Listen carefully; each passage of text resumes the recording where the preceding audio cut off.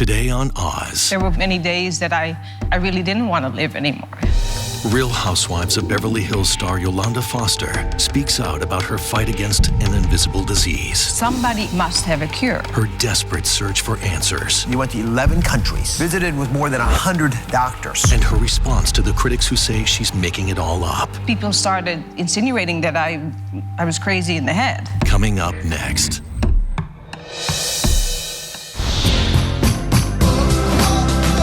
We'll save lives today.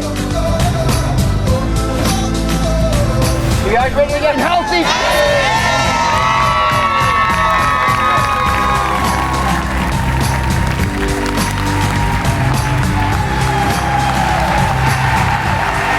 Today, a Dr. Oz exclusive. Yolanda Hadid Foster is here. The embattled star from the Real Housewives of Beverly Hills, now going by the name Yolanda Hadid. And she's speaking out for the first time about her 4-year health struggle. She's going to reveal how her illness put a strain on her family and marriage, and the drastic measures she's taken to get control of her health. It's a side of Yolanda you have never seen before, and I hope it will inspire anyone fighting for their own health. Yolanda Hadid grew up in a small farm town in Holland before her striking good looks and stature led to a major modeling contract at age 16. For the next 15 years, Yolanda conquered catwalks all around the world before eventually settling into marriage, motherhood, and life in Los Angeles. After weathering a divorce, Yolanda raised her 3 children as a single mom. And then she married again in 2011, this time to Grammy Award-winning music producer David Foster. Then Yolanda joined the cast of the hit Bravo series Real Housewives of Beverly Hills the following year. Yolanda, her supermodel daughters Gigi and Bella, and her son Anwar were now certifiable Hollywood royalty. But behind the scenes, Yolanda's health inexplicably deteriorated, under attack by a mystery illness. And in 2012, Yolanda was diagnosed with Lyme disease, which she says 2 of her children are also battling. Today, she continues to fight the chronic condition and forge on as an advocate for others who battle invisible disease. Yolanda is here.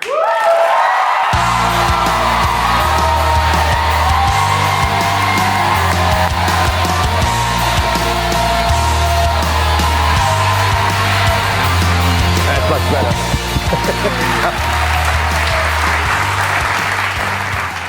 Well, you look good. Thank you. So, it's been 4 years now that you've been struggling, chasing a cure. Yes. And so, part of the reason I wanted to have you on the show, and I am honored that you've decided to come here and talk for the first time about what you've been suffering through, is that there are so many women who have versions of what you have. There's an epidemic of women who feel washed out, they're tired, foggy, they have chronic aches and pains oftentimes. So let's start with a cause that is potentially involved in you, but it's thought about a lot across America. It's Lyme disease. You've heard about Lyme disease, but you really know what it's about. Take a look. Lyme disease is a bacterial infection, usually transmitted by the bite of an infected black-legged or deer tick. Often the tick is so small, its bite goes unnoticed until symptoms appear, frequently starting with a bullseye rash and potentially progressing into fever, fatigue, aches, pains, even facial palsy. Lyme is often called a mystery illness or the great imitator because the symptoms are so broad and can mimic so many other diseases. Lyme disease is caused by a corkscrew-shaped bacterium called Borrelia burgdorferi. It can be successfully treated with antibiotics if caught early, but unchecked, it can affect many different organs, including the brain and nervous system, muscles and joints, and the heart. In cases of post-treatment Lyme disease syndrome, lingering chronic symptoms can even appear after treatment. The CDC estimates 300,000 people are diagnosed with Lyme every year. But because diagnosis is so difficult, experts believe the real number may actually be much higher. You're shaking your head like this. Well, because, when I got sick 4 years ago, when I started researching about this, the CDC then said 300,000 people that get sick every year. We're now 4 years later, and somehow that number hasn't changed. So these numbers are just not correct. But what was the first time you felt that something was wrong? I think in about 2011, I started to always feel like I had a flu. Like then joint pains. Then I started seeing a cycle under my eyes, like rings under my eyes that would come back every 3-4 weeks. And after that, it started attacking my brain. In 2011, I remember a month before my wedding, I was in the gym and I'm trying to do my push-ups and my burpees. And I looked at my husband-to-be and I said, I can't do it anymore. Like, it felt like a light switch went off. And then I remember the day before my wedding, I only had 100 guests. And all of a sudden, I couldn't put things together anymore. Like, I couldn't put tables together. I only had to make 10 tables of 10. Right. But I couldn't remember anymore who was friends with who was sitting with who. Well, usually, the more things you would throw at me, the more I would thrive. Like, I think my success in my life till then was about juggling 100 things at once. So I had you send us your records, and my medical team had been pouring through these with me. This is the last year or two of stuff. I mean, there's a lot of that's probably only a tenth of it. Yeah, it might be. And yes, we're going to tell that story as well. But I did notice going through your records that you actually were hospitalized at age 12 for something that sounded like a severe fatigue. Yeah. And then you had several other bouts in your life. If I remember correctly, there was 18 and 30 and 41. So different times in your life, sort of spread out. Yeah. Were those similar to what happened when you were getting married to David? No, I think that when I was young, first of all, I was born to a mother that was suffering from invisible chronic disease. She would get severe migraines and be in bed with the curtains closed for 2-3 days at a time. And, the first time I got sick, was with Epstein-Barr. And I had severe fatigue. Then I moved, I think early 20s to Tokyo. I was modeling there, had acupuncture. And all of a sudden, I started getting yellow. And flew back to America. I went to the doctor here in New York, and he said, "Well, you have hepatitis. Do you do drugs?" And I'm like, "No, I'm from Holland. Like, I don't do drugs." Like, "Well, you have hepatitis B," and I found out that they used dirty needles at that time with acupuncture. Yeah. So I've kind of struggled with this really my whole life. So you've been struggling for enough time that you've learned about your body. Yeah. You get hospitalized, again, from what I can see from the records, in 2012. Yeah. And you had extensive testing at that time. And they diagnosed you with chronic fatigue syndrome, which we have talked about on this show, and seems to afflict in some form so many women. Well, I mean, chronic fatigue syndrome is really an umbrella of underlying causes. So when they sent me, when I was in the hospital for almost, I think, 2 weeks, it was disappointed to get, I had circles on. I knew that I had an infection in my brain that was showing a cycle. And I knew it because I lived it and I'd seen it for that whole year. So to get to the hospital and then get sent home with chronic fatigue syndrome was just such a disappointment, And, the biggest struggle was always that I looked normal. And I would read some of the reports and it says, beautiful 48-year-old young woman. Like, who says that in a medical report? Like, you always get judged by the way you look. And it was just so disappointing to a point where I would just cry to David, go like, if one more person tells me I look beautiful, I just might jump out of my skin, because it was such an insult, because I was so, so ill. Like I had no brain function. I would just sit there and like lay in a fetus on the, on the table and have them check me so many times and do tests, and they just couldn't figure it out. So you go back to Europe, go to Belgium. Yeah. And I cried the entire 12 hours on that flight. I was in a wheelchair. They put me on the flight. The minute an hour into the flight, I had so much inflammation in the brain that I cried the entire way there. And I came with a huge binder of a complete workup. And he looked at that and said, that still doesn't give me any answers to diagnose you with chronic fatigue. Let me do some testing. Unfortunately, it's the old-fashioned way. It's going to take 6 weeks to get any answers. And waited 6 weeks. And then he called back and said, you have severe chronic neurological Lyme disease. You need to start antibiotics today. And that day I went to the hospital. I had a port placed and started a 90-day hell of 3 times a day IV antibiotics, and that was really the beginning of the journey. Did you feel relief with that diagnosis of Lyme disease? Yeah, I started crying because, people started insinuating that I was crazy in the head, you know what I mean? So finally getting that diagnosis was like, thank you, God. Like, I prayed every night, somebody understand this, So do you have any idea where you were bitten, how it happened? I raised my 3 children on a horse farm in Santa Barbara, and the only thing I can remember is being bit by a horsefly because it really hurts. Yes. So you kind of remember it maybe 2-3 times in the 12 years that I was there. But I'm such a town boy anyway. If I would have seen a rash, I would probably make a cross, put some spit on it and said, okay, let's keep going. Let's get on the next horse. You know what I mean? It's just, I'm not that kind of a girl that would go like, oh my God, I have a ring, let me go to the doctor, right? When we come back, what happened when Yolanda was first treated for Lyme? She reveals the surprising details. That's next.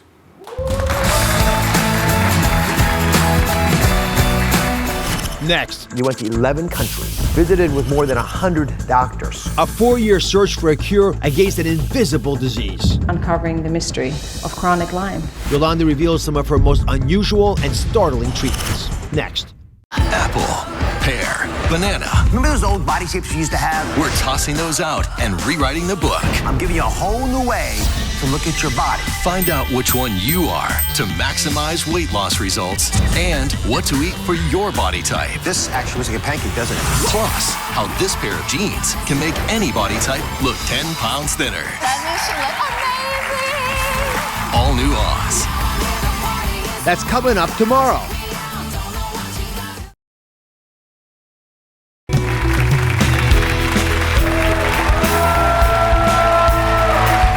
We're back with Yolanda Hadid, who's doing her first interview ever about her 4-year search for a cure for Lyme disease. So when you were first diagnosed, they put you on antibiotics. Mm-hmm. What was that like? It was like probably what hell looks like.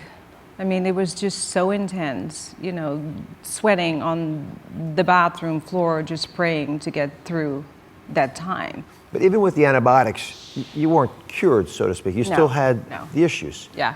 So just to summarize this, again, we have a lot of documents, and I do want to thank you for sharing this all openly, but you went to 11 countries. Yeah. All these countries. 11 different countries that yeah. she went to. Visited with more than 100 doctors, both in this country and overseas. Yeah. In her search for the cure, she often went to some very unusual treatments. Take a look. For Yolanda Hadid, battling chronic illness has become a full-time job and a global endeavor as she relentlessly seeks experts and treatments worldwide in her quest for a cure. This was my list of symptoms. It really started with chronic migraines. I lost all my hair, memory loss, hard to focus. I mean, this is probably too long of a list to go over. And I started with all, the blood tests, the diagnosis of what they found. So these are, the Lyme disease and all the co-infections. And these were all the conventional medicine that I tried. These are all the alternative medicine that I did. And I called it Uncovering the Mystery of Chronic Lyme. Welcome to my home, my half-empty home.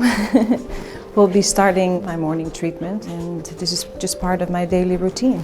Yolanda's life has become a relentless battle against chronic disease, and she spends her days seeking out relief. This is my treatment room. It's more a necessity than a luxury at this point. Patrick, my nurse, comes here probably 3-4 days a week and does IV treatments, not just for me, but also for the children, Bella and Anwar. Daisy's a health advocate. Daisy really came on board because even though I don't have the brain function, every day of my life is spent on research, learning about new treatment, on chronic disease, Lyme disease, on viral overloads, parasites, I mean, all the chapters that I've been through. This is a binder of all of the labs and reports that I put together of mostly 2015. There's some earlier labs as well. Today's home treatments also include an ionic foot bath, which Yolanda believes removes toxins from her body. It's a crazy experience. I mean, obviously, you know, I'm just learning about it. We're on our way to Dr. Colanello, who is the physical therapist of the Clippers and has been working on me for the past 6-7 years probably. I spent so much of my life in bed for the past 4 years that I have a lot of atrophy in my, in my muscle, in my body. Tight in this IT bed right there. I've had so much pain in my hip joint, my left hip joint and my knee. That your breathing is still shut off a little bit. Take a big breath in. How can you fix all those big boys from the Clippers and that's a piece of cake. Yeah, and why can't you do that for me? So we're on our way to Dr. Kang in beautiful Koreatown in Los Angeles. I see him once a week, once every 10 days. I'm sweating, I'm tired. A lot of night sweats. A lot of night sweats. Finger, touch for joint right there. Measurement left hand up tight. 3 lines of reflex point. This one especially make it strong, especially this one. That point is a toxicity, liver and toxicity. What makes you so great is that you are very open to conventional medicine. I bring all my medication from, everywhere, and he tests it on my body, so we kind of blend everything in together. See you next week. All right, see you next week. Thank you. Thank you.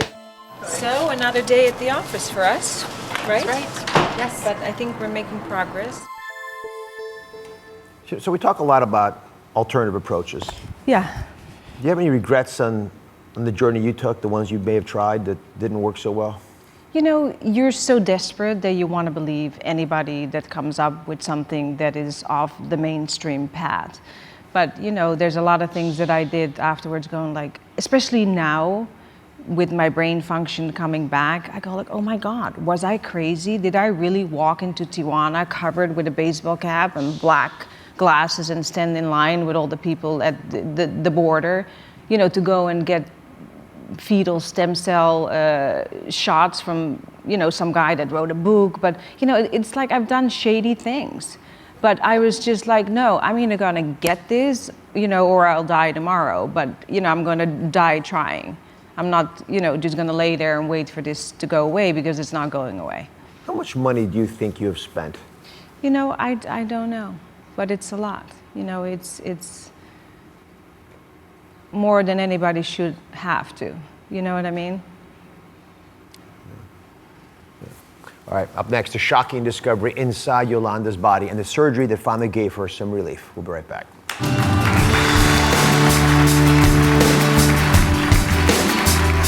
Next, Yolanda's doctors find something in her body completely unrelated to Lyme disease. They saw big black dots. The turning point in her quest to get well. The brave and difficult decision she had to make. It made a huge difference, and it saved my life. Next.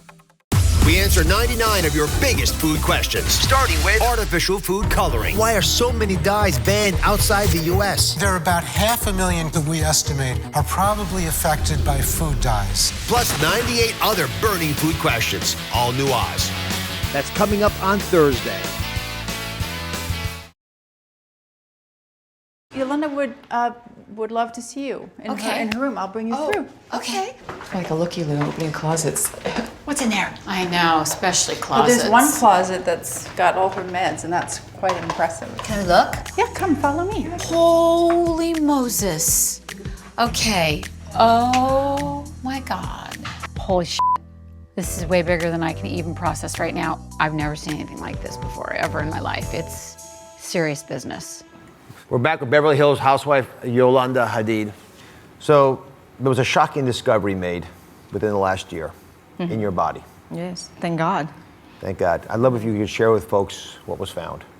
You know, it's funny because I came back from a treatment in Germany and David said, you know what, you're not doing one more thing until you go for another body scan. And the next day we went to do the body scan and somehow they saw big black dots, like under my collarbone, under my armpit, under my rib cage.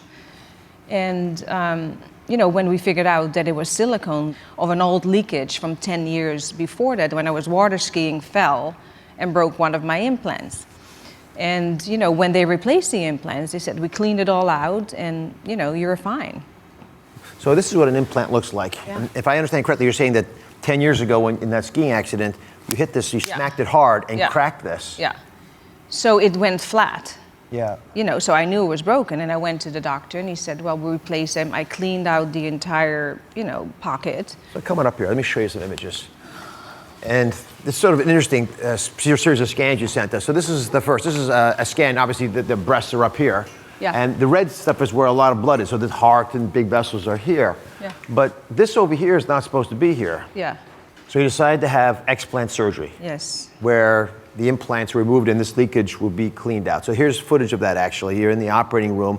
Big team, by the way. It's not as simple as it seems. And they're making incisions in a cosmetically acceptable way beneath your breasts. And then they're peeling out the material that's stuffed in there. And that's what the implant that they took out looks like. Isn't that fascinating? Yeah. Look at the drop of, I mean, I don't know if you can see in there, there's a drop of silicone. We'll put a picture up here. Yeah. We have an image of that. I mean, look at this. This is a drop of silicone. I mean, this is, if you look at this implant, you know, this is all leakage from an old, you know, implant 10 years prior. And how fascinating is this? Is the pocket that the body creates in order to, you know, once you put silicone in the body. Yeah. I mean, whoever said big fake boobs are sexy anyway? You know, I've been saying that for a long time. I mean, I'm looking at this now going like, okay, whoever started this crazy thought, the big lips, the cheeks, the big boobs, I mean, aren't women, we should just be sexy coming from the inside, right? You are. You are exactly sexy from the inside. And just to be clear, this helped you feel better. This actually made a difference. It made a huge difference, and I think it saved my life. You know, I'm still dealing with all my viral overload. I'm still dealing with, you know, the Lyme disease, but I don't think I could possibly have stayed alive with this free-floating silicone in my body. All right. Coming up, Yolanda's going to answer the critics who say she's making this all up. Plus, she now says 2 of her children have Lyme disease. We're going to tell you about that when we come back.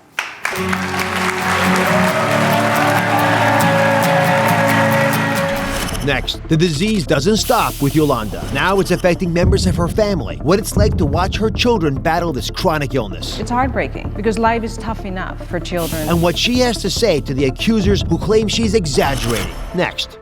Remember those old body shapes you used to have? We're tossing those out and rewriting the book. I'm giving you a whole new way to look at your body. Find out which one you are to maximize weight loss results. Plus, how this pair of jeans can make any body type look 10 pounds thinner. All new Oz.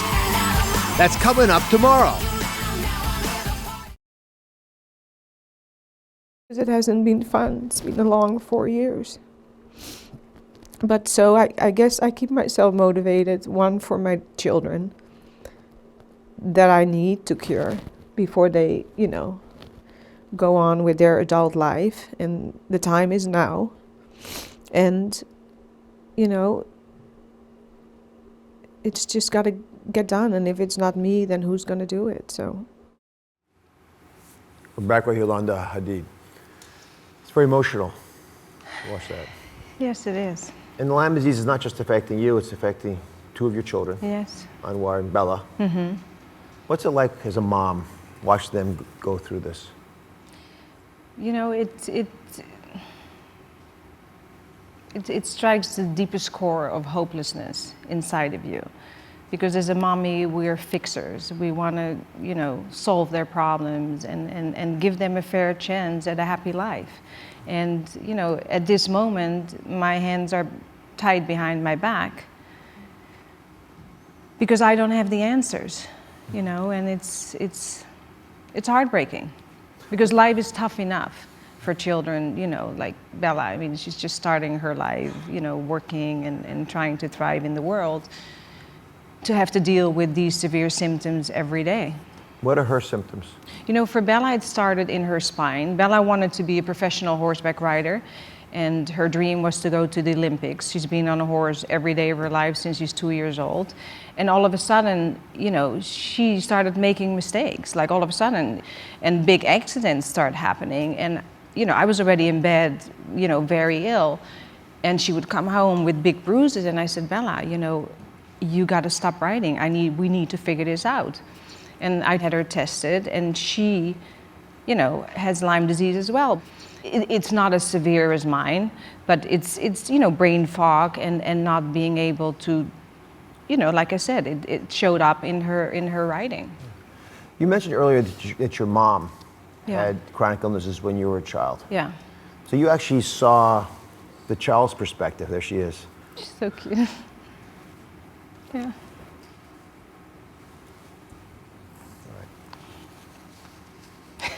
Take your time. Yeah, you know, it's funny because I never realized that my mom, you know, dealt with chronic disease her whole life. But as a child, you don't understand that. You know what I mean? But it took my own journey to really understand her journey. And how is your journey affecting your children? You know, my children is what kept me alive. I remember just waiting for them to get out of school, you know, just to give them a hug and look at them for, you know, for hope. And I mean, they're the ones that kept me fighting and wanting to live. There were many days that I really didn't want to live anymore. But when you look at your children, it's not a choice anymore, right? It's you have to. You have to get through. You have to keep fighting and searching to get well. Your mom probably thought that about you. Yeah, of course. How do you think your illness is changing your children? You know, they grew up so quickly. You know, I'm Superwoman. I used to be Superwoman. I used to be, you know, super mom, never missed a game, had all the, 20, 30 kids come for swimming parties, flipping pizzas, making hot dogs. I mean, our house was always the place to go to. And, that all of a sudden, I dropped off planet Earth. All of a sudden, all they saw was their mom in a robe every day, 7 days a week, months, years into years. So I think it made them, it made them grow up all of a sudden a lot faster. And, there were nights where Gigi at 3 o'clock in the morning had to drive me to the emergency room because I had such severe inflammation in my brain that I'd be bawling like on the floor, like, please take me to the hospital. So, and not just Gigi driving, Anwar and Bella in the back of the car, and the three of us going to the hospital. And, they've been there. I mean, they learned to take charge and go like, be my strength. So how does that affect them? I think it opened their heart and, getting in touch with their own spirit, right? And their own strength. As you're struggling with all this, with your family, your kids, mom, David, you're facing criticism from places that you probably wouldn't have expected. In the Beverly Hills Housewives show, I see it all the time. Lisa Rinna's making comments about your medications earlier, but there was also conversations about Munchausen syndrome. This is just a little clip where I think you're being accused of faking it or exaggerating it. Yeah. Take a look.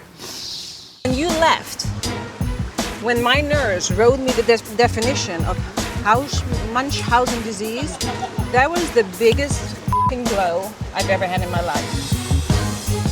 And I'm sorry about that. And it didn't Sorry come from me. is not enough. I think the old Yolanda's coming back.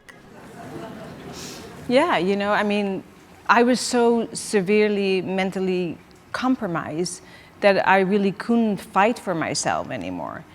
Funny enough, right after my breast surgery, I kind of, had this bright moment, but it's fascinating.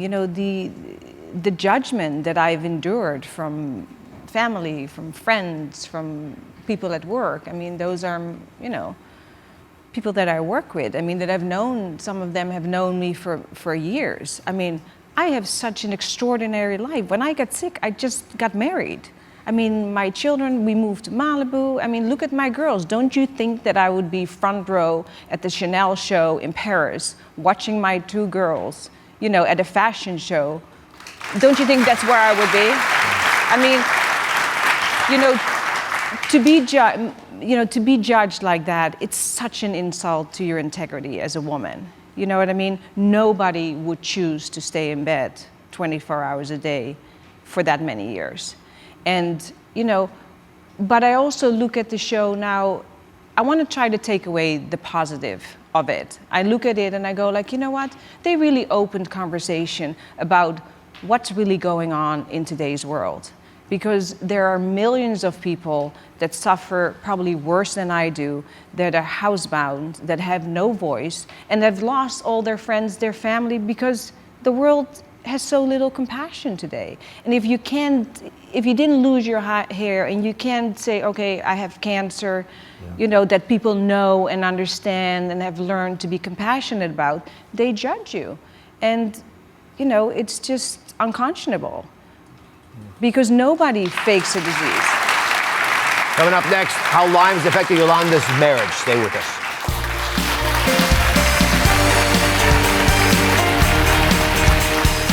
Coming up next, Yolanda's disease takes on a new role as it tears apart her marriage. David never changed, I changed. How she finds inner strength to keep on fighting and remembering the person she once was. I'm not the woman I used to be. Coming up next. We are bringing healthy back this season and want you to bring it too. Grab your prescription pad for fun and sign up for free tickets today. You can go to droz.com/tickets and sign up. Did I get it right?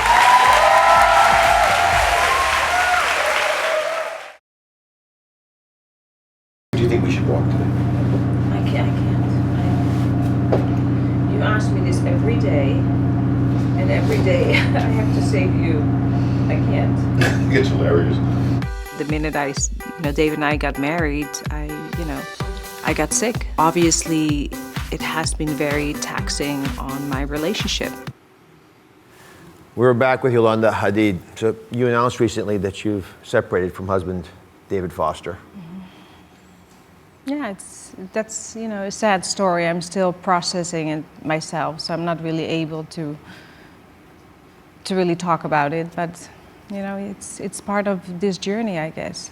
You know, I try to stay focused on the higher purpose of my journey and stay focused on, you know, finding a cure that's affordable for all and keep bringing awareness to, you know, chronic invisible disease that millions of people suffer for. So I got a little note here from David. I came out to visit with you, David, about a year ago. And I remember at the time you were pretty much bedbound, had trouble even going outside. You mentioned the light that was bothering you. And I was touched by this note. He said, I have always had and continue to have the utmost respect and love for Yolanda. I'm incredibly proud of Yolanda's determination and mission to find a cure and how brave and open she has been by sharing her story in the hopes of changing the future of others. What does having David's support in this voyage of yours mean to you? You know, it means the world to me because he's the person that was, you know, there most of the time and he knows the facts. So he's walked his journey with me. And, but you know, the patient suffers, but the caretakers, you know, suffer too because life doesn't only change for us, it changes for the person that's next to you. And, you know, at the end of the day, David never changed, I changed. And unfortunately, you know, these are the cards that life dealt me. It wasn't by choice, but I'm not the woman I used to be. And I probably will never be again. You know, it's my focus, my energy goes to, you know, trying to get well, trying to make a difference, trying to find a cure for my children. And, you know, David's life is really out, you know, traveling, going to concerts, loud music. I mean, I couldn't, you know what I mean? I can barely listen to the radio. So, you know, it just, life changes. Do you remember the person you were before this all started? The old Yolanda? Absolutely.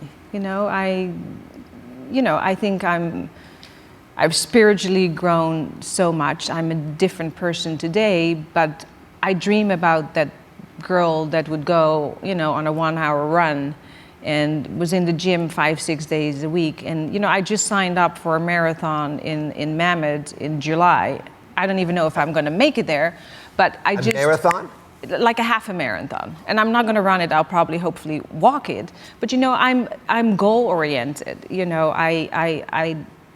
I need to get back to that person because I now have so much work to do. And I need my brain, I need my energy, and I'm not going to stop until I can put my running shoes on. Coming up, there are several women in our audience today who feel many of the same symptoms as Yolanda. She can answer their questions. That's next.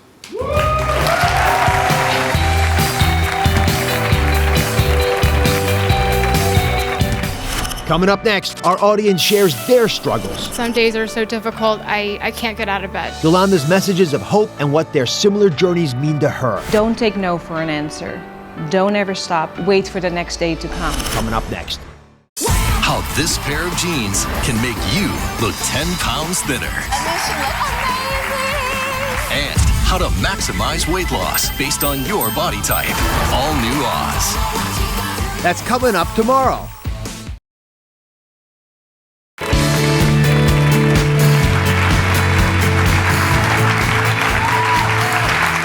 There are many women in our audience today who are also searching for relief, and they have questions for you, Yolanda, if you're okay with this. Yes, of course. Go ahead. You won the lottery. Hi, I'm Lauren. Hi, Lauren. I've also been struggling for 4 years, and you've been such an inspiration. I've been following you on the Housewives, and I really admire how you put yourself out there the way that you do. Do you ever regret being on the Housewives or being so public with your disease? Obviously I'm human, and there's moments that I sometimes, want to regret it, but you should never regret anything you do in life. And, it's given me a huge platform, to bring awareness to chronic disease in general. And I hope to write a book and to really share with the world, what I went through, what I did in detail. And for that, I'm grateful to Bravo. Thank you. Go ahead. Hi, Yolanda. I'm Colleen. It's been really tough to watch the Housewives, their criticisms. Do you think they realize the damage they're doing to you? And then has anybody surprised you in a good way, the way they've reacted to you? You know what? I don't think they're damaging me. I am very strong in my shoes, and I let it roll off my back always the best that I can. And like I said, I think they've opened the conversation of what people in the real world deal with, because anybody here that deals with chronic disease knows that that's really what people are thinking. And you know what? When you're that ill, most people really lose their strength and their self-worth. But God gave me this special gift that I'm just able to somehow endure it and let it roll off my back and just stay laser focused on where I'm going. And I'm going to get there no matter what they say.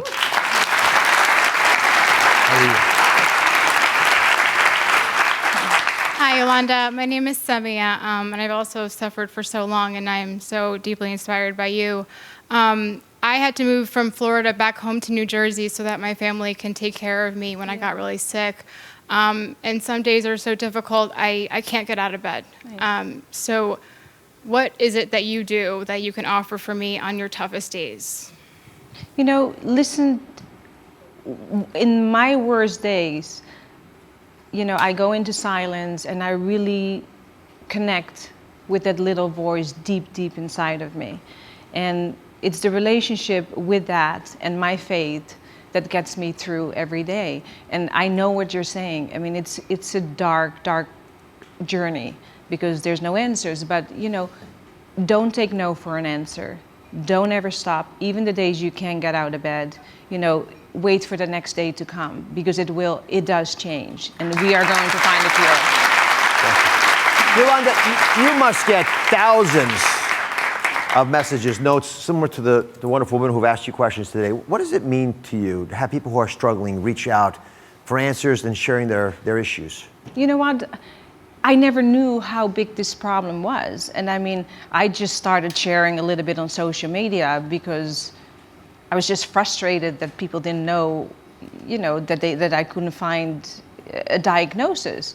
But you know, the people inspire me now. Like, I look at them going like, oh my God, they need a voice. Most people don't have a platform, and I'm grateful, you know, to Bravo for having given me this platform, and I'm going to use it to bring awareness. I don't need to sell any bags at QVC. I don't need to go and, you know what I mean? That's not my journey. This is, you know, it's a much bigger cause. A lot of folks are afraid, though. Yeah, and you know what? We don't need to be afraid anymore. And I think by sharing and keep talking about it, you educate even your own family. Show them blood results. You know, tell them to go Google and research, because I think people judge what they don't understand. So it's our job as a chronically ill, and there's millions of us out there, to educate the world and see if we can, you know, at least open some of these, even if we open 1-2 people at a time, to open their heart, because we all have compassion in our heart. People just don't show it anymore. And it's time for that to change. All right, we'll be right back. We answer 99 of your biggest food questions, starting with artificial food coloring. Why are so many dyes banned outside the U.S.? There are about 500,000 that we estimate are probably affected by food dyes. Plus 98 other burning food questions. All new Oz. That's coming up on Thursday.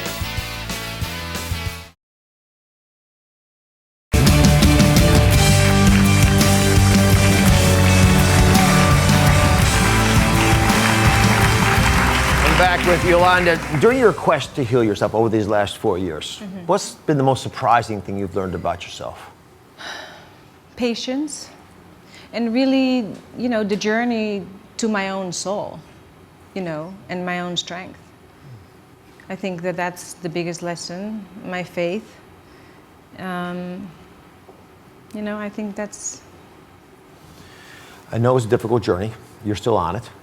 But I want to applaud you for being as meticulous as you've been, the endless research, the detailed organization, to find the answers that folks out here desperately need. Yes. Your case is complicated, and it is mysterious. Yeah. My medical unit and I poured through countless documents, which may not be the whole thing but they actually took the opportunity. I didn't know what to get you as a gift, but this might be something that's helpful to you. This is actually a spreadsheet of the tests this year. Right. Oh my God. And the results. Crazy. So I'll scroll this up. But I actually do this for a reason. You mentioned earlier very humbly that you have resources and you've dedicated your life to finding a solution. Yeah, it's so complicated. And it's a multifaceted, you know, disease, and you know, you've seen it. I'll keep following your story if you're willing to share it with us. Yes, I want to share it, and I want to show all of you how, you know, we're going to fix this and we're going to get to the end. Inspiration. You can see Yolanda on Real Housewives of Beverly Hills Tuesday nights on Bravo. Remember, happy and healthy, it starts at home.